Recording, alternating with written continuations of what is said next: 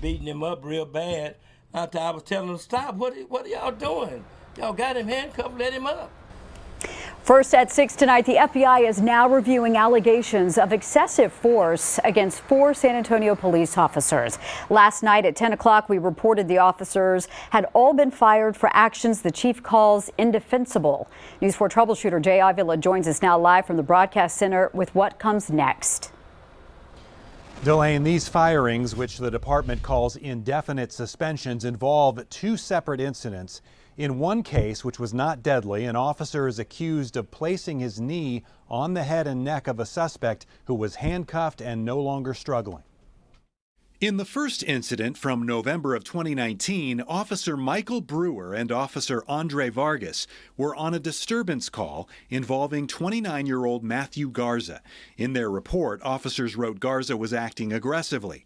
Disciplinary documents, however, say Officer Brewer placed his left knee on Mr. Garza's head and neck, who was handcuffed and appeared to provide no resistance. And Officer Vargas used his taser, which far exceeded reasonable force necessary to accomplish the arrest. The second incident happened this past January and involved 49-year-old Eric Wilson. And they were beating him up real bad.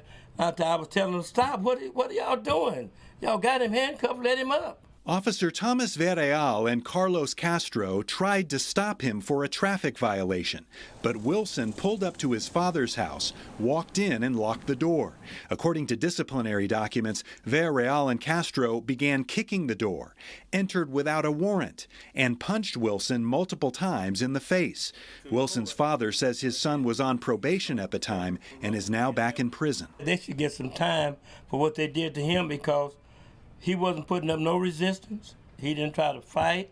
He kept asking them, why you keep hitting me? The firings come as the city council is considering the police budget and transparency reforms. Mayor Nierenberg has voiced frustration that officers can appeal their firings to an independent arbitrator who has the power to overrule the chief and give officers their jobs back. The chief has had muted executive authority to get rid of bad officers, and if this was the case, we hope these firings stick and don't get overturned in arbitration.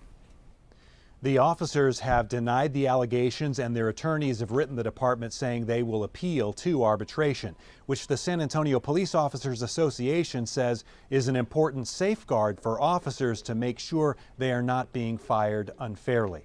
I'm News 4 troubleshooter Jay Avila.